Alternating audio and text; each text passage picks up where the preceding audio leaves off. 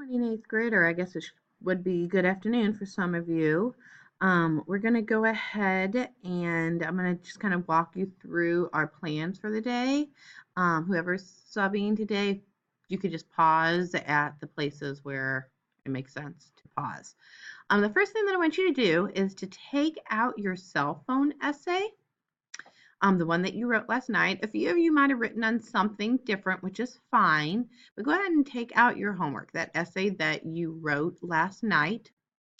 I want you to trade essays with someone sitting near you, preferably your partner sitting next to you, but if there's no one sitting next to you, then go ahead and trade with somebody near you. I want you to go ahead and read each other's essays and go ahead and mark on the essay for those parts of an argument boxing match. So go ahead and mark on their paper the show, the tell, round 1, round 2, the pow moment, the knockback, and the do this please. A few people might have already marked it on their own, and that's fine. Just go ahead and see if you agree with them. So take about 2 or 3 minutes to do that. Okay, now talk with your partner for a minute about their essay. Do you think that their reasonings are good, strong reasonings? Can you think of better reasonings? Talk about that pow moment. Is that pow moment a strong argument? Do you feel like that's their strongest argument? Talk about that knockback. Is that what you would think an opponent would say against their essay? Did they address that? So talk for maybe a minute or two with your partner about their essay.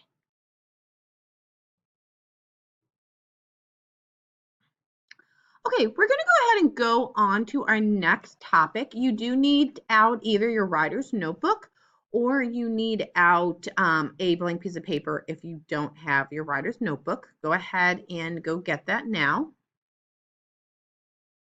The next topic that we're going to talk about is, should teens be allowed to play violent role-playing games? So we're talking about those games like Call of Duty. Go ahead and talk with your partner for just a minute. What are some others of those violent role-play games? Do you play them? Just talk for maybe 30 seconds or so about that.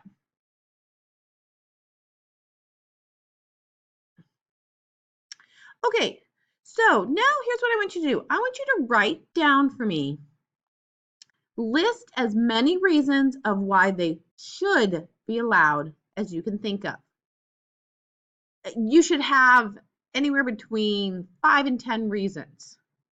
All the reasons why they should be allowed. Take 2 minutes and do this.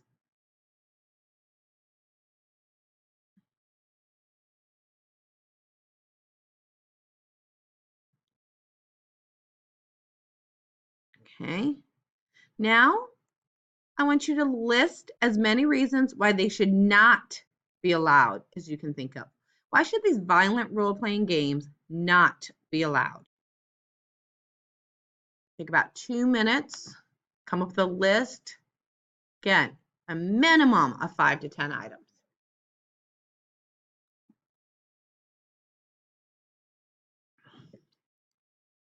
Now, choose a side. Look at your reasons. You have more reasons, stronger reasons on why they should be allowed. You have stronger reasons why they should not be allowed. Choose a side. Look through your list of whichever side you chose. Circle your top 3 arguments.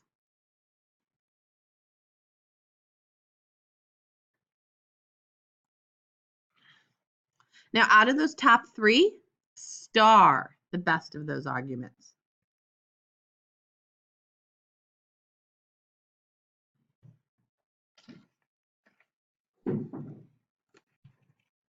Okay, so you have just starred the best of those arguments. So you have your top 3 arguments and you've starred the best of those arguments. So remember, those ones that you circle, that's going to be your round 1 and your round 2, and your star, that's your pow moment. All right, let's take a look. The substitute is going to pass out an article to you. Hijinks Shootout by Guy Martin. So stay with those people, that person that you traded your cell phone essay with. One of you is going to be partner 1. One of you is going to be partner 2. If the sub wants to assign those, that's fine. Or if you guys just want to choose between yourself, that is fine as well. Partner 1, I'm going to read this, and you're going to look for information that supports teens should be allowed to play violent role-playing games. Partner 2, you're going to look for information that supports that teens should not be allowed to play violent role-playing games. Okay, so partner 1 should, partner 2 should not. Hijinks Shootout by Guy Martin. Inside the world of a killer high school assassination game, Killer, the last man standing game of water pistol ambush has become a key end-of-the-year ritual in several New York City high schools. At St. Anne's, a private school in Brooklyn Heights, the game lasts 2.5 weeks and is especially ferocious. Over the years, students there have developed a 17-point rulebook, a map of the safe zones around school, an entry fee, currently $20 per team, it goes into the winner's pot, and a non-playing senior class judge to arbitrate disputed kills and rules violations. The judge also makes a pie chart of death, the order of killing assignments, which he or she then distributes to squads shortly before opening day. I'm looking for some good massacres early, this year's judge said as the competition began. The second week in May, summoning what his classmates referred to as his inner lawyer, he asked that his name not be used. I've arranged at least one boyfriend-girlfriend kill that could be interesting. Initially, each of the teams of up to 4 students is giving only the identities of its immediate prey. All other players are anonymous, so that in the days leading up to the game, the school becomes a sulk of intelligence gathering and disinformation. In 2007, Jake Protel, a freshman, distinguished himself by ferreting out of the itinerary a field trip that 2 targets were taking to Tel Aviv. Protel took a car to Newark Airport, found the victims before they passed through security, and dispatched them with using 2 bathtub squirt fish. I had to get special permission from the judge for the squirt fish because I didn't want to take a gun anywhere near an LL counter.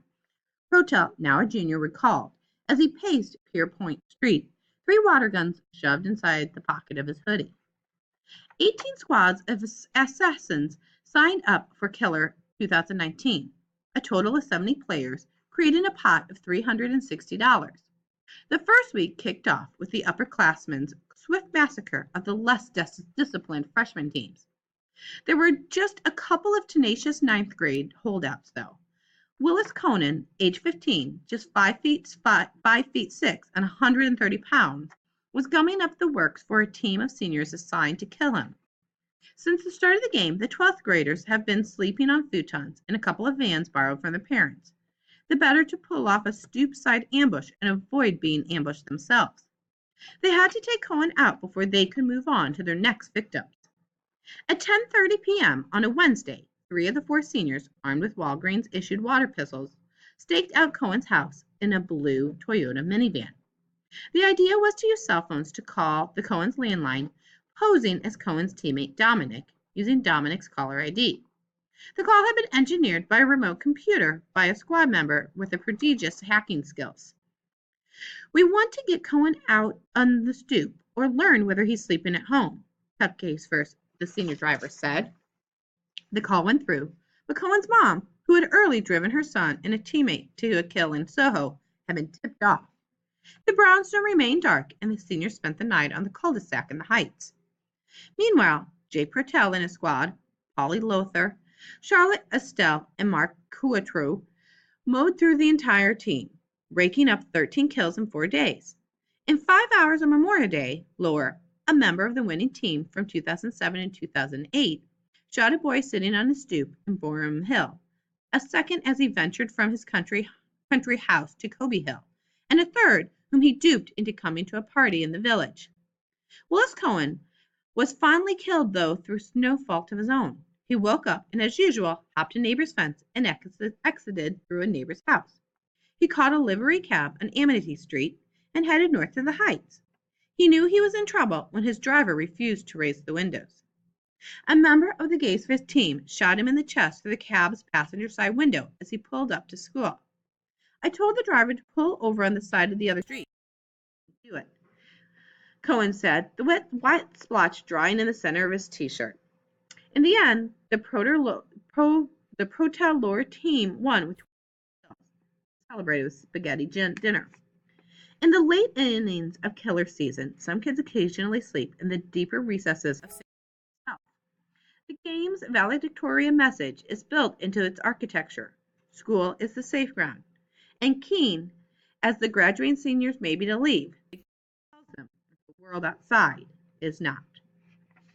So partner one, you should have highlighted all of the places that it supports your argument that teens should be allowed to play violent role-playing games. Partner two, you should have highlighted all of the places that it supports that teens should not be allowed to play violent role-playing games. All right, so go ahead and talk about that for just a minute with your partner. Okay, we're going to add some sophistication to this. So we want to take it up a notch. So now your argument is for partner one, role-playing games with simulated violence are perilous for kids. Partner two, role-playing games with simulated violence are diverting for kids. Perilous, diverting. These are some big words, okay? Perilous, that's like physical peril, moral peril, full, like awful, like, oh my gosh. Diverting, entertaining, motivating, something else. I mean, no big deal. So I want you to, again, look through the article and find evidence that supports your opinion. Supports your opinion that role-playing games with simulated violence are perilous.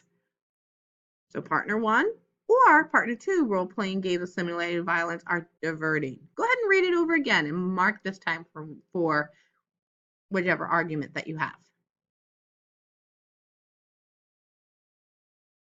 Okay, now spend some time talking with your partner about this. What do you notice? Maybe, again, 1 or 2 minutes. All right, next, you're going to receive this paper, How to Write an Argument, okay? I want you to go ahead and put this in your notebook or put this someplace safe. So how do we write an argument? Collect evidence that allows you to think through the various sides of the argument.